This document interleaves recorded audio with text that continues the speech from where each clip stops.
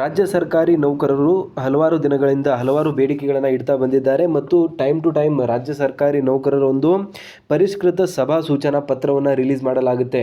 ಆ ಒಂದು ಸಭಾ ಸೂಚನಾ ಪತ್ರದಲ್ಲಿ ರಾಜ್ಯ ಸರ್ಕಾರಿ ನೌಕರರ ಪೆಂಡಿಂಗ್ ಬೇಡಿಕೆಗಳು ಏನಿದೆ, ಮುಂದಿನ ದಿನಗಳಲ್ಲಿ ಯಾವ ರೀತಿಯಾದಂಥ ಒಂದು ಕ್ರಮಗಳನ್ನು ಸರ್ಕಾರ ವಹಿಸಬೇಕಾಗುತ್ತದೆ, ಈ ಎಲ್ಲ ಒಂದು ವಿಷಯಗಳಿಗೆ ಸಂಬಂಧಿಸಿದಂತೆ ಮಹತ್ವದ ಚರ್ಚೆಯನ್ನು ಮಾಡಿ ರಾಜ್ಯ ಸರ್ಕಾರಿ ನೌಕರರಿಗೆ ಮಹತ್ವದ ಆದೇಶಗಳನ್ನು ಹೊರಡಿಸಲಾಗುತ್ತದೆ. ಸೊ ಹಾಗಾದರೆ ರಾಜ್ಯ ಮಟ್ಟದ ಜಂಟಿ ಸಮಾಲೋಚನಾ ಸಮಿತಿಯಲ್ಲಿ ಚರ್ಚಿಸಲು ಪ್ರಸ್ತಾಪಿಸಿರುವ ವಿಷಯಗಳ ಬಗ್ಗೆ ಒಂದು ಮಹತ್ವದ ಅಪ್ಡೇಟನ್ನು ಇವತ್ತಿನ ಒಂದು ವಿಡಿಯೋದಲ್ಲಿ ನಾವು ಪಡೆಯೋಣ. ಸೊ ಇಲ್ಲಿ ನೋಡ್ತಾ ಇರುವಂಥದ್ದು ರಾಜ್ಯ JCC ಸಭೆಯ ವಿವರಗಳು. ಸಭೆಯ ಒಂದು ಮಾಹಿತಿಯ ಬಗ್ಗೆ ನೀವು ಮಾತನಾಡೋದಾದರೆ, ಸರ್ಕಾರದ ಅಪರ ಮುಖ್ಯ ಕಾರ್ಯದರ್ಶಿಗಳ ಅಧ್ಯಕ್ಷತೆಯಲ್ಲಿ 6/7/2026 ಮಧ್ಯಾಹ್ನ 3 ಗಂಟೆಗೆ ನಿಗದಿಪಡಿಸಲಾಗಿದೆ. ಸ್ಥಳ ವಿಧಾನಸೌಧದ ಕೊಠಡಿ ಸಂಖ್ಯೆ 313ರಿಂದ ವಿಕಾಸಸೌಧದ 3ನೇ ಮಹಡಿ ಕೊಠಡಿ ಸಂಖ್ಯೆ 318ಕ್ಕೆ ಬದಲಾಯಿಸಲಾಗಿದ್ದು, ಉದ್ದೇಶ ಸರ್ಕಾರಿ ನೌಕರರ ವಿವಿಧ ಇಲಾಖಾ ಸಮಸ್ಯೆಗಳು ಮತ್ತು ನಿವೃತ್ತ ನೌಕರರ ಬೇಡಿಕೆಗಳನ್ನು ಚರ್ಚಿಸುವುದು ಆಗಿದೆ. ಸೊ ನಿವೃತ್ತ ನೌಕರರ 10% ಪಿಂಚಣಿ ಹೆಚ್ಚಳದ ಬಗ್ಗೆಯೂ ಕೂಡ ಈ ಒಂದು ಸಭೆಯಲ್ಲಿ ಚರ್ಚಿಸಲಾಗುವುದು ಅಂತ ಹೇಳಲಾಗಿದೆ. ಸೊ ಇದಾದ ಮೇಲೆ ನೆಕ್ಸ್ಟ್ ಪಾಯಿಂಟ್ ಬಂದುಬಿಟ್ಟು, ಸೊ ನೆಕ್ಸ್ಟ್ ಇನ್ನೊಂದು ಇಂಪಾರ್ಟೆಂಟ್ ಆಗಿರುವಂಥ ಪಾಯಿಂಟ್ ಏನು ಬರ್ತಾ ಇದೆ ಅಂದರೆ, ಸೊ ಬೇಸಿಕಲಿ ನೀವು ನೋಡ್ತಾ ಇರುವಂಥದ್ದು ಪ್ರಸ್ತುತ ಸಮಸ್ಯೆಗಳ ಬಗ್ಗೆ ಡಿಸ್ಕಸ್ ಮಾಡಲಾಗ್ತಾ ಇದೆ. ಸೊ ಪ್ರಸ್ತುತ ಸಮಸ್ಯೆಗಳ ಬಗ್ಗೆ ನಾವು ಮಾತನಾಡೋದಾದರೆ, ಅಂದರೆ ಏನೆಲ್ಲ ಪ್ರಸ್ತುತ ಸಮಸ್ಯೆಗಳನ್ನು ರಾಜ್ಯ ಸರ್ಕಾರಿ ನೌಕರರು ಇವಾಗ ಫೇಸ್ ಮಾಡ್ತಾ ಇದ್ದಾರೆ. ಸೊ ಪ್ರತಿ ತಿಂಗಳು ನೌಕರರ ವೇತನದಿಂದ ವಂತಿಗೆ ಕಡಿತವಾಗುತ್ತಿದ್ದರೂ ಅನೇಕ ಆಸ್ಪತ್ರೆಗಳು ಯೋಜನೆ ವ್ಯಾಪ್ತಿಗೆ ಬಂದಿಲ್ಲ. ಸೊ ಇದು ಕ್ಯಾಶ್ಲೆಸ್ ಮೆಡಿಕಲ್ ಟ್ರೀಟ್ಮೆಂಟ್ ವ್ಯವಸ್ಥೆ ಅಥವಾ ಆರೋಗ್ಯ ಸಂಜೀವಿನಿ ಯೋಜನೆಯ ಬಗ್ಗೆ ಮಹತ್ವದ ಒಂದು ಚರ್ಚೆಯ ಒಂದು ಪಾಯಿಂಟ್ ಆಗಿದೆ. ಸೊ ಇದರಲ್ಲಿ ಪ್ರತಿ ತಿಂಗಳು ಕೂಡ ಸರ್ಕಾರಿ ನೌಕರರ ಒಂದು ಸೊ ಬೇಸಿಕಲಿ ಸರ್ಕಾರಿ ನೌಕರರ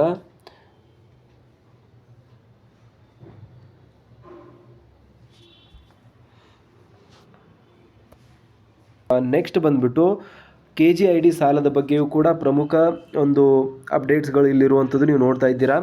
ಸೊ KGID ಸಾಲದ ಬಗ್ಗೆ ಏನು ಹೇಳಲಾಗ್ತಾ ಇದೆ ಅಂದರೆ, ಇಲ್ಲಿ ನೋಡ್ತಾ ಇರುವಂಥದ್ದು ಸ್ಕ್ರೀನಲ್ಲಿ ಪೆನಾಲ್ಟಿ ಬಡ್ಡಿ ಮನ್ನಾ ಅಂದರೆ KGID ವಿಮಾ ಪಾಲಿಸಿಗಳು ಮತ್ತು ಸಾಲ ಸೌಲಭ್ಯಗಳ ಕಂತುಗಳಲ್ಲಿ ಪ್ರತಿ ತಿಂಗಳು ಪಾವತಿಸಬೇಕಾಗುತ್ತದೆ. ವಿಳಂಬಕ್ಕೆ ಒಂದಿಷ್ಟು ದಿನ ಕಾರಣವಾಗುತ್ತದೆ. ಏನಕ್ಕಂದರೆ DDO ವರ್ಗಾವಣೆ, ಅನುದಾನದ ಕೊರತೆ ಮತ್ತು ವೇತನ ಪಾವತಿಯಲ್ಲಿ ತಾಂತ್ರಿಕ ಬದಲಾವಣೆಗಳಿಂದ ಕಂತುಗಳು ಒಮ್ಮೊಮ್ಮೆ ತಡವಾಗುತ್ತವೆ. ಸೊ ನೌಕರರ ಸಂಕಷ್ಟ ಏನಾಗುತ್ತೆ ಅಂದರೆ, ನೌಕರರ ತಪ್ಪಿಲ್ಲದಿದ್ದರೂ ಸಾಲದ ಕಂತು ಮತ್ತು ಪ್ರೀಮಿಯಂ ಮೇಲೆ ಬಡ್ಡಿಯನ್ನು ವಿಧಿಸಲಾಗುತ್ತದೆ. ಇದು KGID ಕಂಪಲ್ಸರಿ ವಿಮಾ ಪಾಲಿಸಿ ಆಗಿರುವಂಥದ್ದು. ಸೊ ಅದರಲ್ಲಿ ಸರ್ಕಾರಿ ನೌಕರರ ತಪ್ಪಿಲ್ಲದಿದ್ದರೂ ಕೂಡ ಒಮ್ಮೊಮ್ಮೆ ದಂಡವನ್ನು ಮಾಡಬೇಕಾಗುತ್ತದೆ. ಆ ಒಂದು ಸಾಲದ ಮೇಲಿನ ಬಡ್ಡಿ ರಿಯಾಯಿತಿಯನ್ನು ನೀಡಬೇಕು ಅಂತ, ದಂಡವನ್ನು ತೆಗೆದುಕೊಳ್ಳಬಾರದು ಅಂತ ಬೇಡಿಕೆ ಏನಿದೆ, ಇಂತಹ ತಾಂತ್ರಿಕ ವಿಳಂಬಗಳ ಮೇಲೆ ವಿಧಿಸಲಾಗುತ್ತಿರುವ ಬಡ್ಡಿಯನ್ನು ರದ್ದುಪಡಿಸಿ ಮನ್ನಾ ಮಾಡಬೇಕು ಅಂತ ಇಲ್ಲಿ ಸರ್ಕಾರಿ ನೌಕರರು ಬೇಡಿಕೊಳ್ತಾ ಇರುವಂಥದ್ದು ನೀವು ನೋಡ್ತಾ ಇದ್ದೀರಾ. ಸೊ ಇದು KGID ಸಾಲಕ್ಕೆ ಸಂಬಂಧಿಸಿದಂತೆ ಏನು ಪ್ರಮುಖ ಬೇಡಿಕೆ ಇದೆ ಅದರ ಬಗ್ಗೆ ಒಂದು ಮಾಹಿತಿ. ಇದಾದ ಮೇಲೆ ಮೂರನೇ ಒಂದು ಪಾಯಿಂಟಲ್ಲಿ ಮಕ್ಕಳ ಪಾಲನಾ ರಜೆ CCL ಮತ್ತು 7ನೇ ವೇತನ ಆಯೋಗಕ್ಕೆ ಸಂಬಂಧಿಸಿದಂಥ ರೂಲ್ಸ್ಗಳನ್ನು ಇಂಪ್ಲಿಮೆಂಟ್ ಮಾಡುವ ಕುರಿತು. CCL ಅಂದರೆ ಚೈಲ್ಡ್ ಕೇರ್ ಲೀವ್ ಅಂತ ನಮಗೆಲ್ಲರೂ ಕೂಡ ಗೊತ್ತಿರುವಂಥದ್ದು. ಸೊ ಅದರಲ್ಲಿ ಏನು ಹೇಳ್ತಿದ್ದಾರೆ ಅಂದರೆ, ಮಕ್ಕಳ ಪಾಲನಾ ರಜೆ ತಿದ್ದುಪಡಿ. ಸೊ ಮಕ್ಕಳ ಪಾಲನಾ ರಜೆಯನ್ನು ತಿದ್ದುಪಡಿ ಮಾಡಬೇಕು. ಮಹಿಳಾ ನೌಕರರಿಗೆ 180 ದಿನಗಳ ಮಕ್ಕಳ ಪಾಲನಾ ರಜೆಯನ್ನು ನೀಡಲಾಗುತ್ತದೆ. ಸೊ ಇದು 6 ಮಂತ್ಸ್ ಒಂದು ರಜೆಯನ್ನು ನೀಡಲಾಗ್ತಾ ಇರುವಂಥದ್ದು ನಿಮಗೆಲ್ಲರೂ ಕೂಡ ಗೊತ್ತಿದೆ. ಸೊ ಅದನ್ನು ಇಲ್ಲಿ ಮಾಡಿಫೈ ಮಾಡಬೇಕು. ಪ್ರಸ್ತುತ ನಿಯಮದ ಪ್ರಕಾರ ಕನಿಷ್ಠ 15 ದಿನಗಳ ರಜೆ ಪಡೆಯುವುದು ಕಡ್ಡಾಯವಾಗಿದೆ. ತುರ್ತು ಸೇವೆಯಲ್ಲಿರುವ ನೌಕರರಿಗೆ 15 ದಿನಗಳ ರಜೆ ಪಡೆಯಲು ಆಗುತ್ತಿಲ್ಲ. ಸೊ ಹಾಗಾಗಿ ಆದ್ದರಿಂದ ಈ ಕನಿಷ್ಠ ಮಿತಿಯನ್ನು 15 ದಿನಗಳಿಂದ 5 ದಿನಗಳಿಗೆ ತಗ್ಗಿಸಬೇಕು ಅಂತ ಕೇಳಿಕೊಳ್ಳಲಾಗ್ತಾ ಇದೆ. ಸೊ ಇದು ಏನು ಪ್ರೆಸೆಂಟ್ ಆಗಿ ಕನಿಷ್ಠ 15 ದಿನಗಳ ರಜೆ ಪಡೆಯುವಂಥದ್ದು ಏನು ಕಡ್ಡಾಯವಾಗಿದೆ, ಆ ಒಂದು 15 ದಿನಗಳ ಒಂದು ಟೈಮ್ ಫ್ರೇಮನ್ನು ಕಡಿಮೆ ಮಾಡಿ 5 ದಿನಗಳಿಗೆ ತಗ್ಗಿಸಬೇಕು ಅಂತ ಇಲ್ಲಿ ಒಂದು ಬೇಡಿಕೆಯನ್ನು ಇಡಲಾಗ್ತಾ ಇದೆ. ಸೊ ಇದಾದ ಮೇಲೆ ನೆಕ್ಸ್ಟ್ ಬಂದುಬಿಟ್ಟು 7ನೇ ವೇತನ ಆಯೋಗದ 2ನೇ ವರದಿಯನ್ನು ಅನುಷ್ಠಾನ ಮಾಡಿಸುವ ಕುರಿತಾಗಿ ಮಾಹಿತಿಯನ್ನು ನೀಡಲಾಗ್ತಾ ಇದೆ. ಸೊ ವೇತನ ಪರಿಷ್ಕರಣೆಗಾಗಿ ರಾಜ್ಯ ಸರ್ಕಾರವು 7ನೇ ವೇತನ ಆಯೋಗವನ್ನು ರಚಿಸಿತ್ತು. ಮೊದಲನೇ ವರದಿಯು ಜುಲೈ 2024ರಲ್ಲಿ ಜಾರಿಯಾಗಿದೆ. ಆದರೆ ಮೇ 2025ರಲ್ಲಿ ಸಲ್ಲಿಸಲಾದ 2ನೇ ವರದಿಯನ್ನು ಸರ್ಕಾರವು ಇದುವರೆಗೂ ಬಿಡುಗಡೆ ಮಾಡಿಲ್ಲ. 2ನೇ ವರದಿಯ ಶಿಫಾರಸುಗಳನ್ನು ತಕ್ಷಣವೇ ಜಾರಿ ಮಾಡಬೇಕು ಅಂತ ಈ ಒಂದು ಬೇಡಿಕೆಯನ್ನು ಕೂಡ ಇಡಲಾಗ್ತಾ ಇದೆ. ಸೊ ಮಕ್ಕಳ ಶಿಶುಪಾಲನಾ ರಜೆ ಮತ್ತು 7ನೇ ವೇತನ ಆಯೋಗದ 2ನೇ ವರದಿಯನ್ನು ಜಾರಿ ಮಾಡೋದಕ್ಕೆ ಸಂಬಂಧಿಸಿದಂತೆ ಪ್ರಮುಖವಾಗಿರುವಂಥ ಬೇಡಿಕೆಯನ್ನು ಇಲ್ಲಿ ಇಡಲಾಗ್ತಾ ಇರುವಂಥದ್ದು ನೀವು ನೋಡ್ತಾ ಇದ್ದೀರಾ. ಸೊ ಇದಾದ ಮೇಲೆ ನೆಕ್ಸ್ಟ್ ಬಂದುಬಿಟ್ಟು ರಾಜ್ಯ 7ನೇ ವೇತನ ಆಯೋಗದ 2ನೇ ವರದಿಯನ್ನು ಪಡೆಯೋದಕ್ಕೆ ಸಂಬಂಧಿಸಿದಂತೆ ನೀವು ನೋಡಿದ್ದೀರಾ ಆಲ್ರೆಡಿ, ಇದ್ರ ಬಗ್ಗೆ ನಾವು ಡಿಸ್ಕಸ್ ಮಾಡಿದ್ದೇವೆ. ಸೊ ಹಾಗಾಗಿ ನೆಕ್ಸ್ಟ್ ವೇತನ ಆಯೋಗದ ಪ್ರಗತಿ ಪಥ ಸೊ ವೇತನ ಆಯೋಗದ ಪ್ರಗತಿ ಪಥ ಬಂದ್ಬಿಟ್ಟು ನವೆಂಬರ್ 2022ರಲ್ಲಿ ರಾಜ್ಯ 7ನೇ ವೇತನ ಆಯೋಗದ ರಚನೆ ಆಗುತ್ತೆ. ಮಾರ್ಚ್ 2025ರಲ್ಲಿ ಆಯೋಗದಿಂದ 1ನೇ ವರದಿ ಸಲ್ಲಿಕೆಯಾಗುತ್ತದೆ. ಮೇ 2025ರಲ್ಲಿ ವೇತನ ಆಯೋಗದ 2ನೇ ವರದಿ ಮತ್ತು ಜುಲೈ 2026ರಲ್ಲಿ 7ನೇ ವೇತನ ಆಯೋಗ ಜಾರಿ ನೌಕರರಿಂದ ಒತ್ತಾಯ ಆಗ್ತಾ ಇರುವಂಥದ್ದು. ಸೊ ಸರ್ವೋತ್ತಮ ಸೇವಾ ಪ್ರಶಸ್ತಿಗಳ ಬಗ್ಗೆಯೂ ಕೂಡ ಇಲ್ಲಿ ಮಾಹಿತಿಯನ್ನು ನೀಡಲಾಗಿದೆ. ಸೊ ಸರ್ಕಾರಿ ನೌಕರರ ಒಂದು ಸರ್ವೋತ್ತಮ ಸೇವಾ ಪ್ರಶಸ್ತಿಗಳ ಬಗ್ಗೆ ಏನು ಹೇಳಿದ್ದಾರೆ ಅಂದರೆ, ನೌಕರರ ದಿನಾಚರಣೆ ಏಪ್ರಿಲ್ 21ರಂದು ರಾಜ್ಯ ಸರ್ಕಾರಿ ನೌಕರರ ದಿನಾಚರಣೆಯನ್ನು ಸಿಬ್ಬಂದಿ ಮತ್ತು ಆಡಳಿತ ಸುಧಾರಣಾ ಇಲಾಖೆ ಆಚರಿಸುತ್ತಿಲ್ಲ. ಇದನ್ನು ಕಟ್ಟುನಿಟ್ಟಾಗಿ ಆಚರಿಸಬೇಕು ಅಂತ ಬೇಡಿಕೆಯನ್ನು ಇಟ್ಟಿದ್ದಾರೆ. ಬಾಕಿ ಇರುವ ಪ್ರಶಸ್ತಿಗಳನ್ನು ನೀಡಬೇಕು. 2026ರ ಪ್ರಕ್ರಿಯೆ ವಿಳಂಬ. ಆಮೇಲೆ ಈ ಎಲ್ಲ ಒಂದು ಪಾಯಿಂಟ್ಸ್ಗಳನ್ನು ಕೂಡ ಕವರ್ ಮಾಡಬೇಕು ಅಂತ ಹೇಳಿದ್ದಾರೆ. ಸೊ ಇದಾದಮೇಲೆ ಕಾರ್ಯಸ್ಥಳದ ರಕ್ಷಣೆ ಮತ್ತು ಆರ್ಥಿಕ ನಾವೀನ್ಯತೆ. ಸೊ ನೌಕರರ ಮೇಲೆ ದೌರ್ಜನ್ಯ ಹಲ್ಲೆಗಳಾಗ್ತಾ ಇರುವಂಥದ್ದು. ಇತ್ತೀಚೆಗೆ ಕೆಲವೊಂದಿಷ್ಟು ಪಕ್ಷಗಳು, ಸ್ವಯಂ ಪ್ರೇರಿತ ಪಕ್ಷಗಳು ಬಂದ್ಬಿಟ್ಟು ನೌಕರರ ಮೇಲೆ ಹಲ್ಲೆಗಳನ್ನು ಮಾಡ್ತಾ ಇರುವಂಥದ್ದು, ಅವರಿಗೆ ಟಾರ್ಚರ್ ನೀಡ್ತಾ ಇರುವಂಥದ್ದು ಬೆಳಕಿಗೆ ಬಂದಿರೋದ್ರಿಂದ ರಾಜ್ಯ ಸರ್ಕಾರಿ ನೌಕರರ ಸಂಘದ ಕಡೆಯಿಂದ ಈ ಒಂದು ಇನಿಷಿಯೇಟಿವನ್ನು ತೆಗೆದುಕೊಳ್ಳಲಾಗಿದೆ. ನೌಕರರ ಮೇಲೆ ಹಲ್ಲೆಯನ್ನು ತಡಿಬೇಕು, ನೌಕರರಿಗೆ ಕಾಟ ಕೊಡ್ತಾ ಇರುವಂಥವರನ್ನು ಇಲ್ಲಿ ತಡಿಬೇಕು ಅಂತ ಒಂದು ಬೇಡಿಕೆಯನ್ನು ಇಡಲಾಗಿದೆ. ಸರ್ಕಾರಿ ನೌಕರರ ಮೇಲೆ ನಡೆಯುತ್ತಿರುವ ಹಲ್ಲೆ ಮತ್ತು ದೌರ್ಜನ್ಯ ತಡೆಯುವ ಕಠಿಣ ಕಾನೂನು ರೂಪಿಸಬೇಕು. ಈ ಸಂಬಂಧ CR ಫೋರ್ಸ್ SB 2026 ಕಡತದಲ್ಲಿ ಕಾನೂನು ಇಲಾಖೆಯ ಅಭಿಪ್ರಾಯ ಪಡೆಯಲಾಗಿದೆ. ಸರ್ಕಾರವು ತಕ್ಷಣವೇ ಕಠಿಣ ಕಾನೂನು ಜಾರಿಗೊಳಿಸಿ ಆದೇಶ ಹೊರಡಿಸಬೇಕು ಅಂತ ಇಲ್ಲಿ ರಾಜ್ಯ ಸರ್ಕಾರಿ ನೌಕರರ ಸಂಘದ ಕಡೆಯಿಂದ ಕೇಳಿಕೊಳ್ಳಲಾಗ್ತಾ ಇದೆ. ಸೊ ಇದಾದ ಮೇಲೆ ನೆಕ್ಸ್ಟ್ ಪಾಯಿಂಟ್ ಬಂದುಬಿಟ್ಟು ಸ್ಯಾಲ್ರಿ ಆ್ಯಂಡ್ ಡಿಮಾಂಡ್ ಅಂತ. ಸೊ EWA ಅಂತ ಕರಿತೀವಿ, ಅರ್ನ್ಡ್ ವೇಜ್ ಆಕ್ಸೆಸ್ ಅಂತ. ರಾಜಸ್ಥಾನ್ ಮತ್ತು ಗೋವಾ ಮಾದರಿಯಂತೆ ಕರ್ನಾಟಕದಲ್ಲಿಯೂ ಕೂಡ ಸ್ಯಾಲ್ರಿ ಆ್ಯಂಡ್ ಡಿಮಾಂಡ್ ವ್ಯವಸ್ಥೆಯನ್ನು ಜಾರಿಗೆ ತರಬೇಕು. ಇದರಿಂದ ನೌಕರರು ತಮ್ಮ ಗಳಿಸಿದ ವೇತನವನ್ನು ತಿಂಗಳ ಮೊದಲೇ ಡಿಜಿಟಲ್ ಆ್ಯಪ್ ಮೂಲಕ ಪಡೆಯಬಹುದು. ಮಾರುಕಟ್ಟೆ ಹೆಚ್ಚಿನ ಬಡ್ಡಿ ದರದ ಸಾಲಗಳಿಂದ ನೌಕರರಿಗೆ ರಕ್ಷಣೆ ಸಿಗಲಿದೆ ಅಂತ ಹೇಳಲಾಗ್ತಾ ಇದೆ. ಅಂದರೆ ಬೇಸಿಕಲಿ ಸ್ಯಾಲ್ರಿ ಯಾವಾಗ ಬರುತ್ತೆ ಫೈನಲಿ ಅಂದರೆ ಲೈಕ್ 1 ಮಂತ್ ಕಂಪ್ಲೀಟ್ ಆದಮೇಲೆ 31st ಆದಮೇಲೆ ಬರುತ್ತೆ. ಬಟ್ ಇದನ್ನು ಚೇಂಜ್ ಮಾಡಬೇಕು. ಅರ್ನ್ಡ್ ವೇಜ್ ಆಕ್ಸೆಸ್ ಅಂದರೆ ಈ ಒಂದು ಮಂತ್ ಕಂಪ್ಲೀಟ್ ಆಗೋಕ್ಕಿಂತ ಮುಂಚೆನೇ ಸ್ಯಾಲ್ರಿಯನ್ನು ಪಡೆಯುವಂಥ ಒಂದು ವ್ಯವಸ್ಥೆಯನ್ನು ಸರ್ಕಾರಿ ನೌಕರರಿಗೆ ನೀಡಬೇಕು. ರಾಜಸ್ಥಾನ್ ಮತ್ತು ಗೋವಾದಲ್ಲಿ ಈ ರೀತಿಯಾದಂಥ ವ್ಯವಸ್ಥೆಯನ್ನು ನೀಡಲಾಗಿದೆ. ಅಂದರೆ ಒಂದು ತಿಂಗಳ ಸಂಬಳವನ್ನು ಪ್ರತಿ ತಿಂಗಳು ಮುಂಗಡು ಪಡೆಯುವಂಥ ಒಂದು ವ್ಯವಸ್ಥೆ ಅಂತಲೇ ಹೇಳ್ಬೋದಾಗಿದೆ. ಸಚಿವಾಲಯದ ರಚನಾತ್ಮಕ ಸುಧಾರಣೆಗಳ ಬಗ್ಗೆಯೂ ಕೂಡ ಇಲ್ಲಿ ಮಾತನಾಡಲಾಗಿದೆ. ಸೊ ಸಚಿವಾಲಯದ ರಚನಾತ್ಮಕ ಸುಧಾರಣೆಗಳಂದರೆ ಕಂದಾಯದ ಒಂದು ವಿಷಯಗಳ ಉಳಿಕೆ. ಕಂದಾಯದ ಒಂದು ವಿಷಯಗಳ ಉಳಿಕೆಗೆ ಸಂಬಂಧಿಸಿದಂತೆ ಕಂದಾಯ ಸಚಿವಾಲಯದ ವಿಷಯಗಳನ್ನು ಕಂದಾಯ ಆಯುಕ್ತಾಲಯಕ್ಕೆ ವರ್ಗಾಯಿಸುವುದನ್ನು ರದ್ದುಗೊಳಿಸಿ DPR ಅಡಿಯಲ್ಲಿಯೇ ಮುಂದುವರಿಸಬೇಕು ಅಂತ.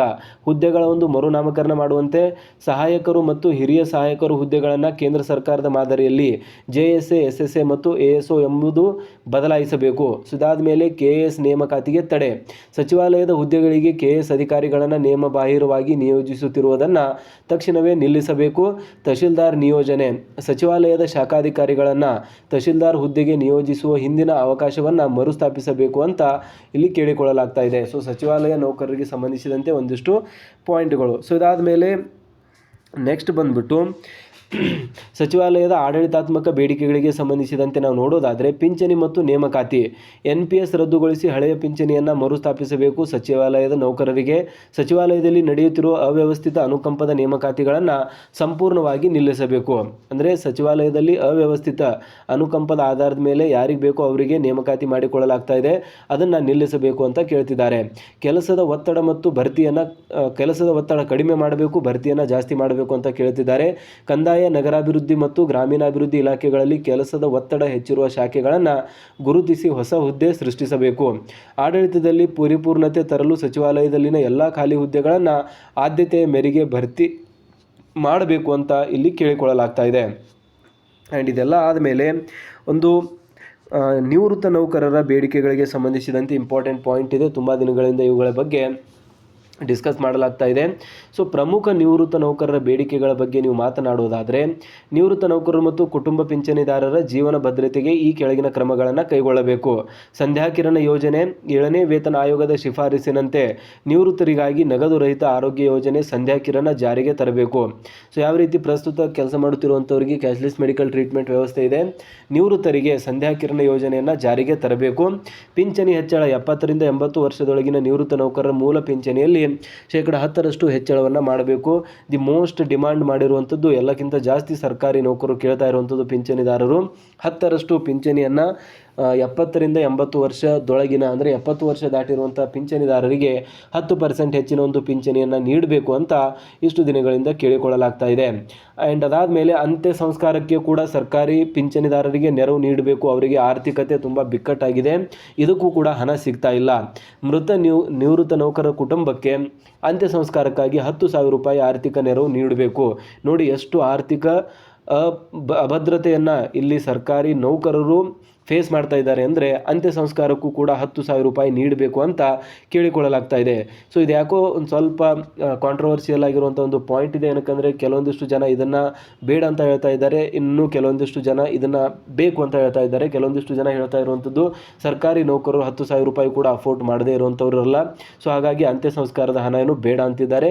ಕೆಲವೊಂದಿಷ್ಟು ಜನ ಇದಕ್ಕೂ ಕೂಡ ಹಣ ನೀಡಬೇಕು ಅಂತ ತಮ್ಮ ಒಂದು ದಾವೆಯನ್ನು ಇಡ್ತಾ ಇದ್ದಾರೆ. ಸೊ ಹಾಗಾಗಿ ಇದು ಇನ್ನೂ ಡಿಸ್ಕಸ್ ಮಾಡಬೇಕಾಗಿರುವಂಥ ಪಾಯಿಂಟ್ ಇದೆ. ಬಟ್ ನಿಮಗೇನು ಅನಿಸುತ್ತೆ, ಅಂತ್ಯ ಸಂಸ್ಕಾರಕ್ಕಾಗಿ 10,000 ರೂಪಾಯಿ ಕೊಡಬೇಕಾ ಅಥವಾ ಇಲ್ಲ ಅಂತ ಕಮೆಂಟಲ್ಲಿ ತಿಳಿಸಿ. ಸೊ ಇದಿಷ್ಟಾಗಿತ್ತು ಇಂಪಾರ್ಟೆಂಟ್ ಆಗಿರುವಂಥ ಒಂದು ಪಾಯಿಂಟ್ಸ್ಗಳು. ಈ ಸಭೆಯಲ್ಲಿ ಚರ್ಚಿಸಬೇಕಾದ ಪ್ರಮುಖ ವಿಷಯಗಳು ಸರ್ಕಾರಿ ನೌಕರರು ಮತ್ತು ನಿವೃತ್ತ ನೌಕರರ ಬದುಕನ್ನು ಉತ್ತಮಪಡಿಸುವ ಗುರಿಯನ್ನು ಹೊಂದಿದೆ. ಈ ಎಲ್ಲ ಬೇಡಿಕೆಗಳನ್ನು ಸರ್ಕಾರವು ಸಕಾರಾತ್ಮಕವಾಗಿ ಪರಿಗಣಿಸಬೇಕೆಂದು ಕೋರಲಾಗಿದೆ. ಸೊ ಇದು ಬೇಸಿಕಲಿ ಒಂದು ಇಂಪಾರ್ಟೆಂಟ್ ಆಗಿರುವಂಥ ಅಪ್ಡೇಟ್ಸ್ಗಳಿತ್ತು. ಸರ್ಕಾರಿ ನೌಕರರು ಯಾವ ರೀತಿಯಾದಂಥ ಬೇಡಿಕೆಗಳನ್ನು ಮುಂದಿನ ದಿನಗಳಲ್ಲಿ ಸರ್ಕಾರದ ಮುಂದೆ ಇಡ್ತಾ ಇದ್ದಾರೆ, ಪಿಂಚಣಿದಾರರ ಬೇಡಿಕೆಗಳೇನಾಗಿದೆ, 10% ಪಿಂಚಣಿ ಆಗಿರ್ಬೋದು, ಎಲ್ಲವುದ್ರ ಬಗ್ಗೆ ಇವತ್ತಿನ ಒಂದು ವಿಡಿಯೋದಲ್ಲಿ ನಾವು ಡಿಸ್ಕಸ್ ಮಾಡಿದ್ದೇವೆ. ಸೊ ಹಾಗಾಗಿ ವಿಡಿಯೋನ ಕೊನೆವರೆಗೂ ನೋಡಿ ಮತ್ತು ಚಾನಲ್ನ ಇನ್ನೂ ಸಬ್ಸ್ಕ್ರೈಬ್ ಮಾಡಿಲ್ಲ ಅಂದರೆ ದಯವಿಟ್ಟು ಸಬ್ಸ್ಕ್ರೈಬ್ ಮಾಡ್ಕೊಳ್ಳಿ. ಸರ್ಕಾರಿ ನೌಕರರು ಮತ್ತು ಪಿಂಚಣಿದಾರರಿಗೆ ಉಪಯುಕ್ತವಾಗಿರುವಂಥ ಮಾಹಿತಿಯನ್ನು ನಾವು ಡೇ ಟು ಡೇ ಕೊಡ್ತಾ ಇರ್ತೇವೆ.